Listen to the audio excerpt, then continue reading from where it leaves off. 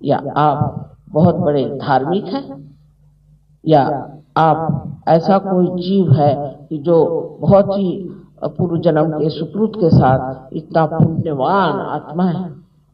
इस तरह के लेबल लगा लेने से कोई पुण्यवान नहीं होता। दूसरी बात ये भी कही जाती है, आज ही एक साहब ने मुझसे कहा कि कर्म करने से मनुष्य स्वच्छ हो जाता है। मैंने कहा मनुष्य कर्म क्या करता है? जब तक ये भावना आपके अंदर है कि आप कर्म कर रहे हैं, तब तक आप स्वच्छ है ही नहीं। आपके अंदर अहंकार बैठा जा रहा है, और वो अहंकार जो है वो आपको बता रहा है कि आप ये कर्म कर रहे हैं, आप वो कर्म कर रहे हैं। पर वास्तविक हम लोग कर्म क्या करते हैं? कोई चीज मर गई, कोई पेड़ मर गया तो उससे फर्नीचर बना दिया, या कहीं पत्थर थे जो मरे हुए थे उनसे ला करके आपने अगर मकानात खड़े कर दिए, तो आपने क्या बड़ा भारी काम कर लिया? मरे से मरा किया। आपने कोई जिंदा काम किया है? सहयोग के बाद जब आप पार हो जाते हैं तो आपके हाथों से कुंडलिनी उठती है। इस तरह से एक बहुत बड़े साधु थे और बड़े मशहूर थे, तो वो मुझसे कहने लगे कि माँ, इन सब लोगों को आप क्यों मोक्ष दे रहे हैं, इनको क्यों इनकी शक्तियां दे रहे हैं? मैंने कहा साहब, ऐसा है कि हम क्यों दे रहे हैं ये तो आप हमसे मत पूछिए, लेकिन हम दे जरूर रहे हैं। और ये सोचिए कि हाँ, हमारी मर्जी, जिसे चाहे दे। आप हमारे ऊपर जबरदस्ती करने वाले कौन होते हैं?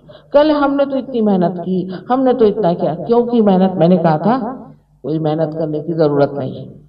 अगर आप मेहनत करें तो फिर ये कि मैंने मेहनत करी, तो मैंने ऐसा किया, तो मैंने इतने उपास किए, फिर मैंने संन्यास ले लिया, मैंने बीबी बच्चे छोड़ दिए। मैंने कहा था आपसे, आपने क्यों किया? अगर आप ये सब चीज न करते तो भी आप आत्म साक्षात्कार को प्राप्त होते। यही बात है कि हम कुछ भी नहीं कर सकते। ये जीवंत क्रिया है, यह अपने आप घटित होती है, और हर मानव का ये जन्म सिद्ध अधिकार है कि वो इस योग को प्राप्त करे। भगवान ने आपको मनुष्य किस लिए बनाया?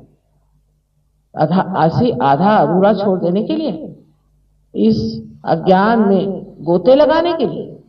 ऐसा तो नहीं हो सकता। वो तो परमात्मा परम दयालु कृपावान है, वो क्या आपको इस तरह से छोड़ देंगे? बहुत से लोग सोचते हैं कि अब सारा संसार नष्ट होने वाला है। अरे, जिसने ये संसार बनाया वो इतना बलिष्ठ और समर्थ है, वो क्या इस संसार को नष्ट होने देगा? कभी भी नहीं। और इसलिए जान लीजिए कि आप लोगों में से ही वो बलिष्ठ लोग तैयार होंगे जो सारे संसार को बदल सकते हैं और सारी दुनिया में आनंद ला सकते हैं।